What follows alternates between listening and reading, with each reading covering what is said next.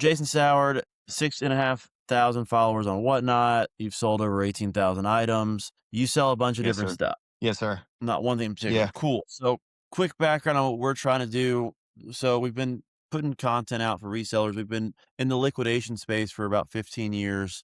I started off thrifting. I've sold on just about every possible platform, and our goal is just to really help newer sellers, really sellers of all sizes expand how they want to expand. But our goal this week is to talk to as many Whatnot sellers as we possibly can from every type of category possible, every size possible, and kind of get a feel for how everybody's doing what they're doing. Everybody has a different kind of model method.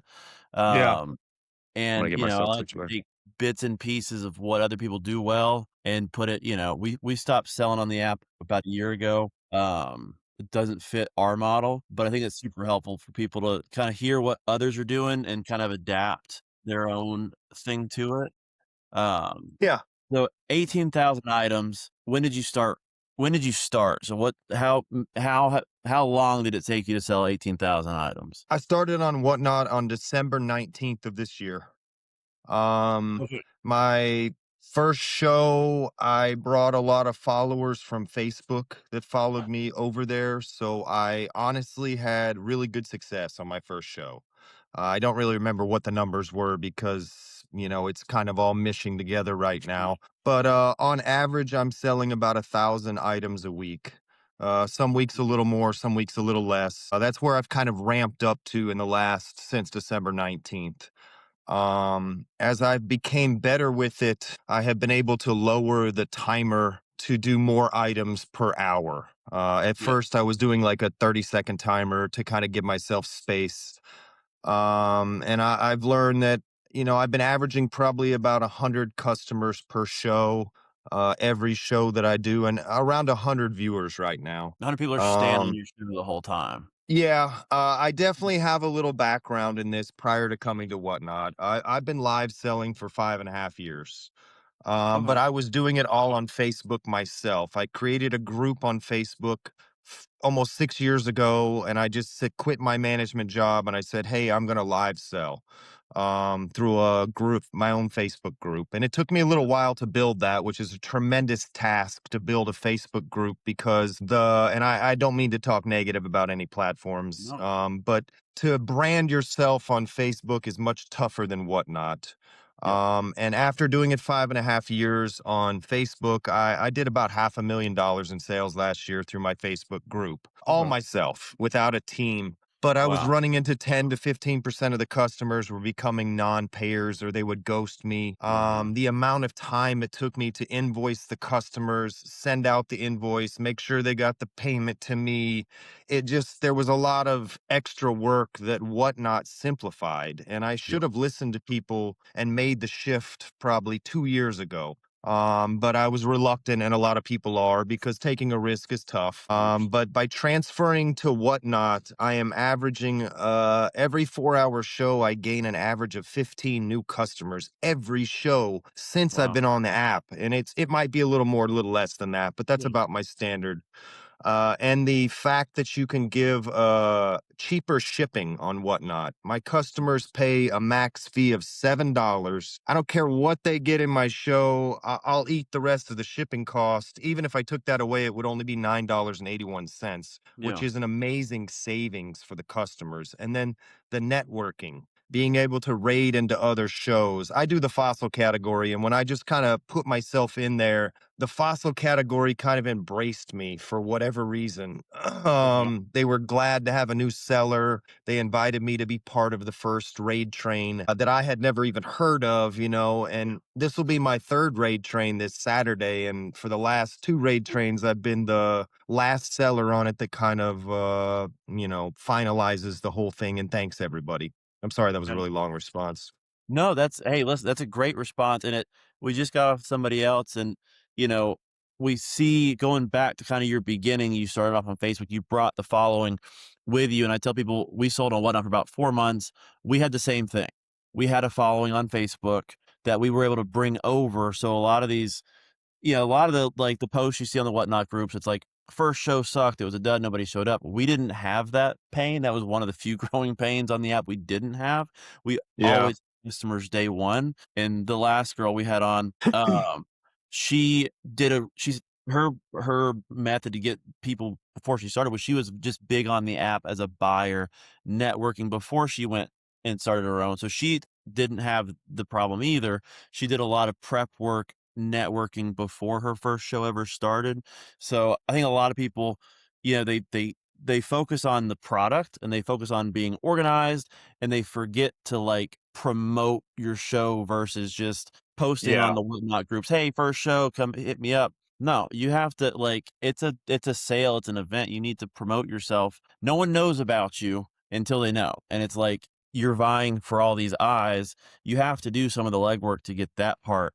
Um so absolutely. Obviously, you came Absolutely. with it from Facebook, and same thing, we when COVID hit, we had the same we did Facebook Live, and I think we had a higher non-paying rate than you I think we always averaged, like, 30%. So, Okay. nice thing about Whatnot was you see the green check and they're paid, and it's like, that part is worth its weight in gold. I don't think people realize, like, how Absolutely. much effort that just saves you from not having to sit there and ask for emails and invoices and follow-ups for an $8 sale. It's a joke. So I'm curious what mostly because we did about 1,000 items a day. We with a team. We had a team of we had, people selling stuff. We had pickers and packers. So we had a team behind us selling that much. You're doing 1,000 items a week, which is an incredible amount. How are you what's your organ I'm curious. It looks like you're in your whatnot area. I'm in my Mm. living room. Yeah, so from show to pack, how are you keeping it organized? 'Cause I don't think it sounds like you sell a lot of variety of stuff, so how are you keeping it organized during the show and picking and packing after the show where you're not missing orders? Okay, what I personally do, and I just kind of integrated my Facebook method was I cut up note cards, and Uh-huh. at the end of the auction, I'm writing down their name, putting their item on top of the note card, and putting them in trays that are behind me on metal racks that move around. Okay. Going forward with that is a great introductory way. But if you're doing the amount of work that I'm doing, because Whatnot gives you the video feed on what the customer bought, so you can double check your mistakes. Going ahead with that, I've learned of Norbot or these other programs that spit out a ticket out of another printer simultaneously when you're making the sale live, that therefore reduces your time on writing the name. It's already assigning a box for each customer. I'm not to this step yet because I need to get the expensive computer to run the program and Whatnot through it at the same time. Okay. But for somebody that is doing a high number of items, that's the next step because then that would save me about, I'd probably spend 6 hours a week on Mondays putting the orders together in their trays to then be boxed up, and Yeah. out the door they go. Yeah, that was Um, probably the most time-consuming part for us was it's the packing. The fun is over when, the auction ends and the real work starts when you gotta get all this stuff packed and shipped, packed on time, packed professionally. I can't in the beginning, I don't think we used enough packing paper. Like, it was enough in my mind, but not enough for the customers. You're getting complaints on, "My stuff's not packaged well enough," and it's a lot of there's a lot more to it than people realize. It's customer service. When you're selling 1,000 items a week, I guarantee your messages are blowing up. "Where's my stuff?" "Why hasn't it shipped yet?" Um, I don't get that. Maybe like one in every 1,000 items or so many thousand items will get a miss up or it broke or something happened. And my philosophy in the past was just keep the customer happy. I don't care what's wrong with it. I don't care if the postman kicks it and it breaks. I'll refund your money. I'll take care of you uh, as the customer because I want you to continue to buy from me and support me. keep going back. And Yep. I don't, and going back to when you said that people definitely come on the app and they think it's just a magical place where you can just go live. You definitely have to brand yourself. And it's not just about selling stuff, it's also like an entertainment factor. Yeah. For the raid train last month and this month, I don't sell anything. I create a game show. I do nothing but 40 giveaways, and I give away a $200 Megalodon tooth, a Mosasaurus tooth, stuff that I sell. And that's for my giveaways too. I don't give away stickers. I don't give away BS stuff. We only give away stuff that you could buy here that's on the table. Okay. And that kind of helps you grow your collection in my eyes, Yeah. from a fossil or mineral standpoint. Please, I have several follow-up questions, but really quick, Yeah. explain to me what you sell. Like, break it down. I saw collectibles, I got some notes on you, but, like, you mentioned the fossils, the teeth. What do you sell? And then without giving away too much, but how do you source that? One of my main product lines is Megalodon teeth. Okay. My cousin has been a scuba diver full time for a living that dives for Megalodon teeth for the last 10 years. So Okay. that's kind of where I get some of it. But I also sell another line of fossils, minerals, and Indian artifacts. And sourcing is one of the biggest things that are problems that I see from other sellers that have even reached out to me asking me to wholesale or to help them find wholesalers, which is definitely a big part of the legwork. Yeah. I don't know if that answered that, but that's my No, main it does. product I mean, line like, is, the fact that you got the fossils. brother is scuba diving is, like, the coolest thing that I've heard in a long time. Like, dude found it. I'm sure he's taken video of him finding. You probably could put the video with the fossil. I don't know if you've thought about that.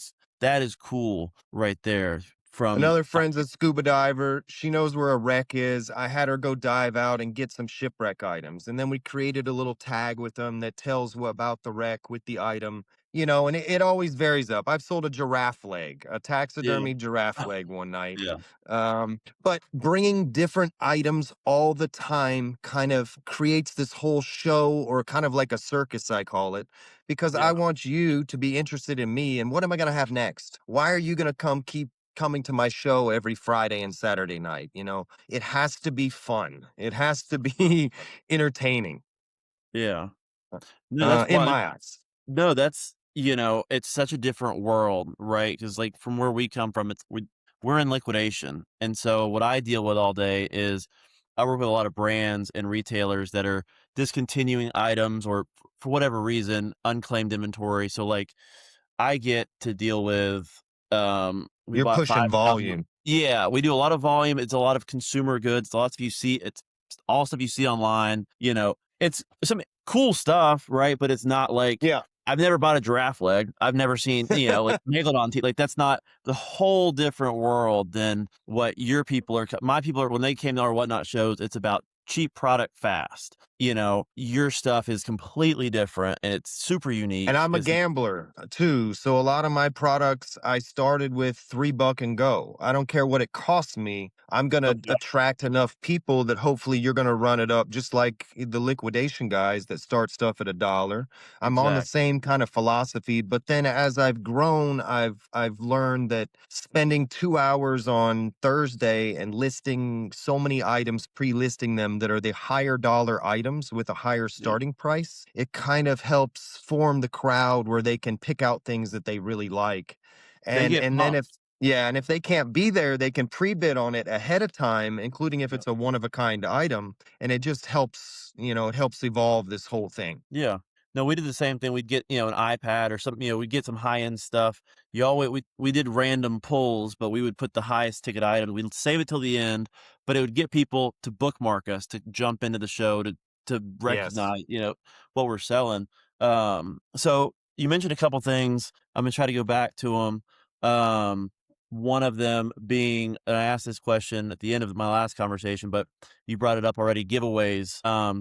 Obviously with Whatnot, a lot of emphasis gets put on the giveaways, buyer giveaways, follower giveaways, Gibby Goblins. You mentioned how you do the giveaways, I think on your raid train show, but on a regular show, are you doing giveaways? How do you feel about giveaways?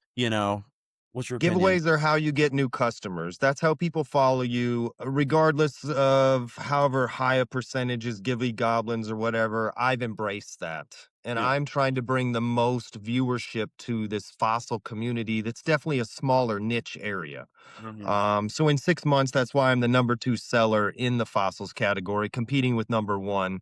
And not that it's about that at all. It's more about just let's bring as many people as we can, get as many followers. I give away 30 to 40 giveaways every show.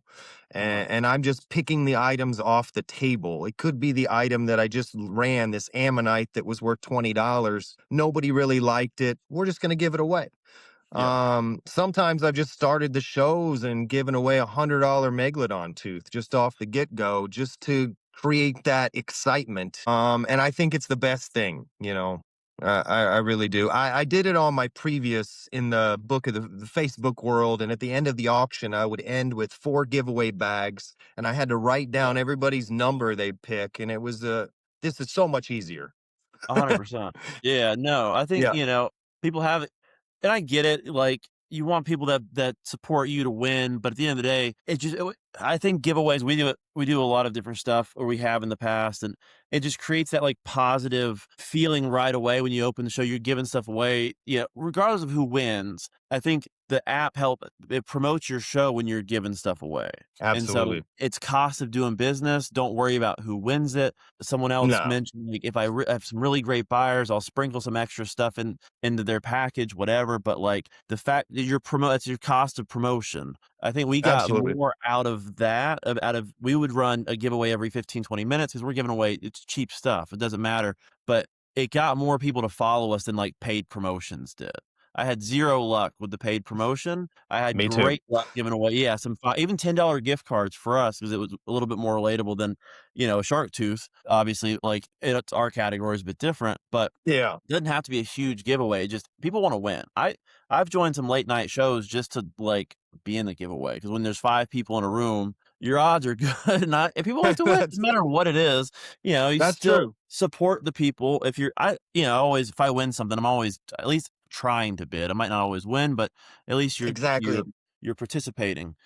And Um, how many people that win something out of the auction, they may not be a buyer right then, but a month down the road, I've seen them, they won a couple times. Now they're yep, making purchases. I've turned them into a customer, yeah, and you're right. It's just the cost of doing business, just advertising and paying for that whatever promotion thing. I've had my audience do it. I've done it.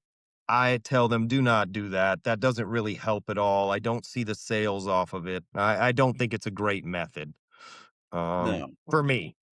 No, I agree. I don't think so. It never helped us. Even, back to the giveaways, even if the person who wins doesn't buy, you need to be excited because that person will tell someone else that they won a tooth off your show, right? Or whatever you're giving away. They're going to tell somebody, hey, I won this off whatnot. What show is that? Well, it's so and so show. Or Yeah. you're going to be pissy at them. You won, you didn't buy, you're a jerk. They're going to have the same they're gonna go tell people about that too. So it's just important, it's a positive thing. It's a fun thing to give away. No one's giving away, don't give away stuff you're not willing to give away. Doesn't matter who gets it. Uh, I don't ever do a buyer's giveaway because of the fact that due to the gambling laws, anybody can realistically enter that. So yeah, to combat that, I make everybody's shipping $7 max fee. So every buyer of mine's getting a discount that I'm giving them that nobody else is doing. got it. Whether that's helping me gain more customers or just losing my, bottom line, I don't really know, but it's something that I've always done. Yeah. Well, no, that's cool. I think anything you can do that's consistent that people can start to kind of put that with you. This guy does this for me. Like you're associated with that discount on top of more discounted shipping. Like you're associated with even cheaper shipping, and people remember that. They come back to your show because of that. How often are you going live, and how consistent are your shows? I think a lot of people ask what they can do to get more people to their shows, and I've always told them consistency. People want to know that you're going live at the same time every week. So we always did, our Yes. shows at the same time. Are you doing that? Are you jumping around at all? Or what have you found works best? Absolutely scheduling shows the same time every week to create that routine. And that's something I've done for years. I run every Friday, Saturday, and Tuesday night. And then I also do pop on. I keep my regular schedule, but if I'm bored this week or on Sunday, I want to make a little extra money, I'll pop on with a pop up show. And it also generates new customers at different times that aren't expecting you. Your true hardcore followers are still going to pop in. But Yeah. I recommend creating a schedule and then, messing with your free time and doing shows at different times to create new customers. Okay. I definitely wouldn't want to just always just pop on because I would rather preload shows and target a premiere show, a month down the road that I can tell my fans to save that you can check out that inventory. I got some of the best finds for the last month preloaded in there, Yeah. and create a higher event that people can look forward to. For sure. How much do you think having a Facebook following helps your whatnot? Even today, obviously, like they transferred over, a lot of them transferred over, but like you're promoting your show. I'm guessing you're cross promoting. You're not just uploading your show and going on the whatnot group saying, "Hey, I have a show." How are you promoting your show to get? You have 100 people coming. You said every time. It sounds like. So Yeah. how are we getting those people? Like we're doing more than just Um, posting. What are we I doing? was at first putting it all blasting my Facebook page, blasting Yeah. my Facebook group, but in the end, only a certain percentage of those people made the swap. Okay. Some of them are not going to make it for whatever reasons they want to Yeah. give you. But as time has progressed, I've posted less and less, and I don't Okay. really even need that because I'm still gaining. You're still gaining. Whatnot is still bringing in so many new customers each week or each show. It's not just each week; it's each show Yeah. that I don't even really have to rely on any advertising or, it's just if I feel like it, I get paid for posting on Facebook. So I try to put stuff out there. But For sure. I think Facebook gets a little over flooded with the links of everybody's shows. Everybody just wants to post that show and hope people click on the link. But in the end, I think it's worth more of just writing up about it, creating something for them to read, and then having the link in the comments. Yeah, you gotta give some value to the post. You can't just don't just post your link and expect people to figure out what you sell. I don't know, take a clip from your last show, show the most exciting items that were on the last show, show you do discounted shipping, give them a reason to come to your show versus the other thousands of shows that are live at one time. Um, Absolutely. are you I, and selling I've any tried I've sorry, yeah, tried you going into different categories like the storage units because I'm a fossil guy. So, I mean, granted, I've been a seller for a long time yeah, in a lot of different markets because I'm an oddities guy. But some categories are much more harder on competition, and there could be 40 storage units running at all times. But yep. if you're selling beta fish, there's only two people selling beta fish. And it's crazy how many beta fish they're selling. Or the Yeah, guy that owns the butchery selling meat straight from his Florida meat factory or something. It's just yeah, some categories are a lot tougher to establish yourself in, to grow from, organically on whatnot, and are yeah. definitely going to take a little help from social media. No, that's a good point. The liquidation space has really saturated the market on whatnot. They're everywhere. I mean, our industry or our segment of the industry, just like they it started, and then just like everybody and their brother that we know just hit the app at one time, and so Yeah, you're so much competition on our side because we're selling everyday items. We're not selling anything unique or special. It's easy to source, and the trade off of that is there is a lot of competition in those spaces. So you have to do a lot of unique things to get people to your show. A lot of giveaways. You're selling cheaper yeah, stuff, better handling time, bigger giveaways. A lot of we've seen people in our space give away cars, right? Because there's so many people vying for those eyes. If you yeah, if you decide to get a little bit more into a smaller niche, you might find that you don't have to do all these things. You get to sell fossils. Honestly, it sounds like a lot cooler to deal with than the crap that we sell. It's just more consumer stuff that winds up in the landfill. I would yeah. love to, like, be talking to somebody about sourcing pirate treasure than the crap that we get to deal with. Plastic pirate swords is what we get to sell. We don't get to deal with. And um I think a high percentage of customers may not even know fossil category exists. There's a I bunch of didn't. people that I'll go into a different category and I'll tell them, this isn't my normal place to sell. I'm usually in No. fossils. I sell this and this, and they're like, I didn't even know that existed. So Yeah. it. That's what I'm trying to do is get the word out, and there's a lot of different hosts that are really great at what they do in a lot of different categories. And as we've looked at the future of, where do we go from here, it's almost like creating a warehouse with maybe 5 or 10 sellers like myself, because my biggest problem is I can only run so many hours a week and I wear Yeah. my voice box out. you Yeah. know Yeah. you know so you can only do physically so much of the live streaming. I'm getting my charger, I'm sorry. You're good before you have to. Yeah. So what's the plan for expand, or are you thinking about expanding? It sounds like you are. Oh, we're What's the, always thinking about the future and how to grow, for yeah, sure, no, you because got, this has been a journey, and where to take this, because of the massive growth rate and experiencing the whatnot and what technology can do for this. It definitely opened up my eyes to, man, we're really on the cusp of something here. Because if yeah, we can do, easily 500,000 to $750,000 in sales with one person doing this, yeah, if we had two or three more people and could run, create a shows that ran almost simultaneously throughout the day, because there's always people shopping. Um, it definitely could turn into a serious, full time, or either creating a warehouse where I give you the place to sell at, I got the shipping taken care of for you, yeah, and here you go. Here's a hub that maybe I rent you a space or something like that for other people that are ready to go to the next level. yeah. Um, That's I do it interesting. out of So my you're saying like house. a warehouse where I come in, I sell, and you're saying you pack and ship it, like Maybe almost a I 3PL to live sellers, almost. Yeah, maybe I have 4 or 5 live seller spaces where they have their inventory in their own little places, but then we have a team that helps take care of the shipping.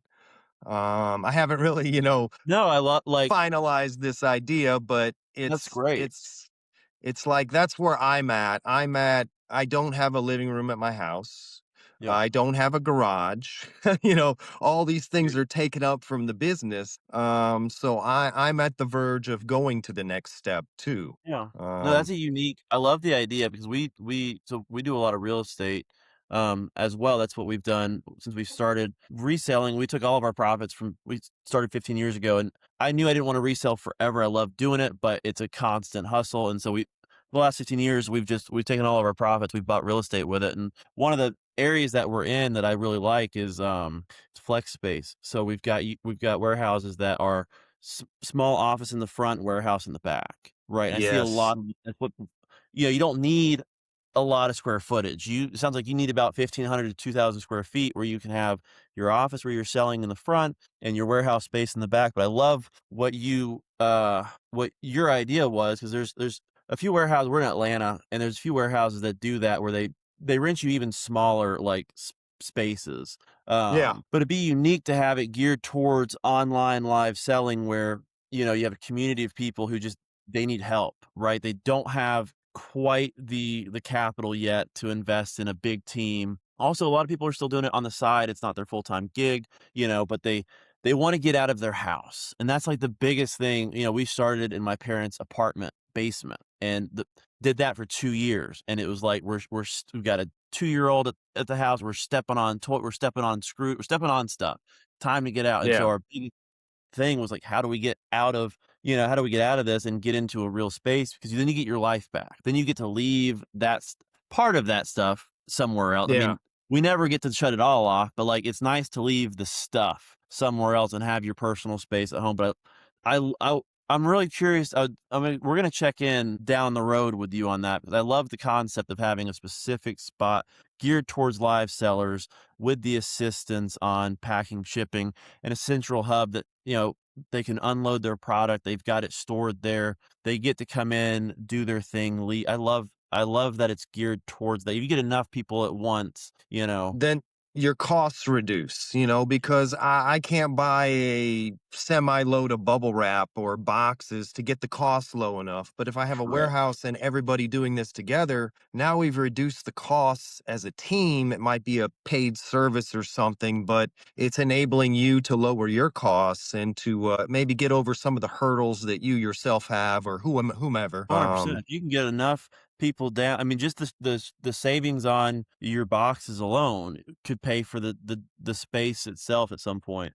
Because I mean, Yeah. boxes aren't cheap. We tried a few different ways. We tried, sourcing boxes, like leftover boxes from shipments, and we're spending so much time trying to find the right box that fits the right item. We did the track. I've got a tractor trailer of boxes that we don't know what to do with because we don't sell and whatnot anymore. It's just sitting there, but it worked out great because we had 20 different size boxes.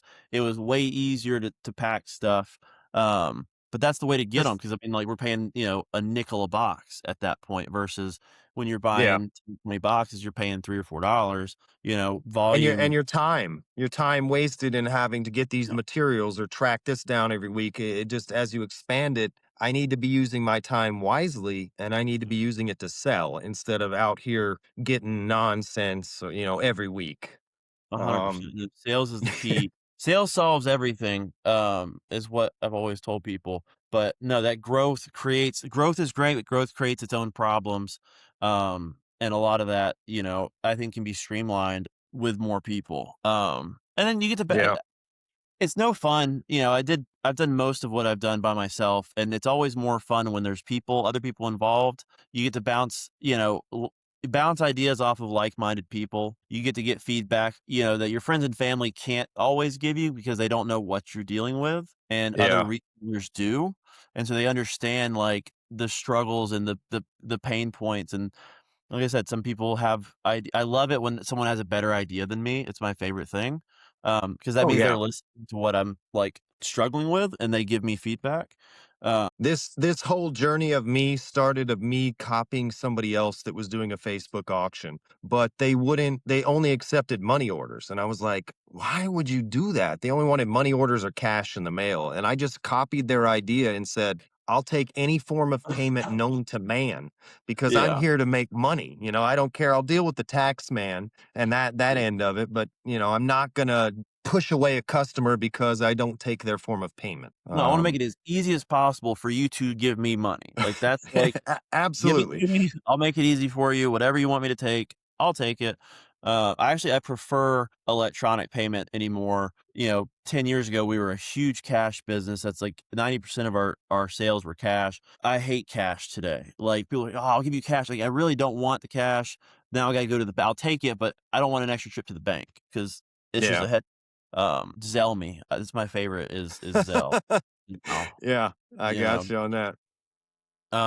So what, I think I asked earlier and we were in the middle of another, back and forth, but are you strictly selling on Whatnot today? Or are you selling on any other platforms, What besides 100% whatnot since I started. Every once in a blue moon, if I get a fresh batch of Megalodon teeth, I'll put a little board out on Facebook where they can buy it now and pick the one for X amount. But honestly, I hate doing that because it's a time consuming thing. yeah, If I had more time personally and I wasn't selling as fast as I am, I would cross list on other platforms. I have seen other people doing that where they're listing stuff on several different sales platforms where they're not having to live stream it to sell it. And I think that's a great way to build yourself if maybe you don't have a massive following or are working at 110% already. 100%, yeah. Hmm, okay, yeah, I'm curious. Like, so what do you think your biggest roadblock is right now to the next growth point in your business? My my biggest hurdle is the capital of gaining the capital to make the moves because renting a warehouse in Southwest Florida Yeah, is not a cheap it's not worth the 4,000 a month for me to yeah, rent one of those flex places like you said. I just can't find one that's affordable. And then I'm wasting a lot of time each week going to get my product from my wholesaler. Every week I drive 6 hours and spend a day and yeah, and invest $4,000, 3,000, 5, whatever. I need to have more capital to be able to do that all at one time where I can get a month's worth at that time. But then it also leads to where you're saturating in the same product, so you're not getting new stuff as much. So Yeah, it's kind of like a push shove thing. And my biggest mistake on that was running all the capital and the business through my personal checking account and not doing it through a business account. Had I have done that when I started Whatnot, I could already get the loans and be for to the sure. next step, but it's always a learning curve. You know, you're always learning. You make Yeah, no, you're gonna mistakes. make mistakes. I think that's one of my biggest things for our content, that if we can save someone else the mistake that we made, they're still gonna make mistakes. Like, you're gonna make your own, and that's cool. But I've already paid for my mistake. My dad, when I was growing up, he's like, when you're a kid, you make a mistake, whatever. You learn a lesson. When you're an adult, it usually costs you money. Like, it's a stupid tax. And so I've already paid the stupid tax on a ton of things. Maybe some of my experiences, having done all the stuff we've done, can save someone else that stupid tax, at least that part, and they can further there. So you made a good point. As soon as you're ready to make the decision to run a business, make it a business, because Yeah. that's what it is. I run into a lot of people who are like, when should I make it a business? How long have you been selling? Oh, 2 years. Well, you should have done that 2 years ago. Yeah. There's a lot of benefits to having it be a business, and you just named one of them, and that's being able to get a loan and showing the revenue that you're doing. Because I mean, $500,000 in sales is not that's a lot, like, especially solo in that category. I was not expecting that number. I mean, to me, that's a huge number, and especially, I mean, in that it's just a huge number at all for someone selling solo on Whatnot. That's a huge number in that category Appreciate that. too. Like, you hit the nail on the head. Capital is it's yeah, you're spending 6 hours a week trying to get product. I mean, you make a good point. I imagine you can oversaturate a little bit in your market. Like, there's only so many before the prices start. I mean, it's every market, but, like, I you have gotta a find the huge buyer. product line, but you can only have so many of each. You know, how many little boxes of coral can I sell a weekend, Yeah, or pyrite chunks, you just run into that. And honestly, I when I first started, I sold 100% of the items on the table every show I did for probably I can't tell you how long. yeah, Until then after almost 6 months, a few of the products maybe don't sell as well because I have sold so much of that. mhm, And then I also noticed that some of the people that buy it, a certain percentage are resellers on Whatnot. So yeah, my product is full circling everywhere. yeah, So we also do make new product each week, or we try to come up with new items in these little, I call them little perky boxes, but they're little small space savers. If I had one here, I'd show it to you. But creating new product, to those old customers that have already bought the whatever items I sell, I need to have something new so they can add to their collection. yeah. In my eyes. What do you think? I'm curious now that we have the shark tooth and the coral. What's the average price per unit that you sell? My total average since I've been on there, my average is about $14. Okay. Now I have one product line that I try to get to $5 to $6 on. That's all I want. I want $5 to $6 on these little perky boxes that I Yeah. sell. Sometimes I get three where I start them at. Sometimes I get 21. So they kind Yeah. of go all over the place. The Megalodon teeth can go. I've sold them for upwards of $1,500. Wow. I've sold broken ones for 30 to 40. So they're all over the place on value on those. Gotcha.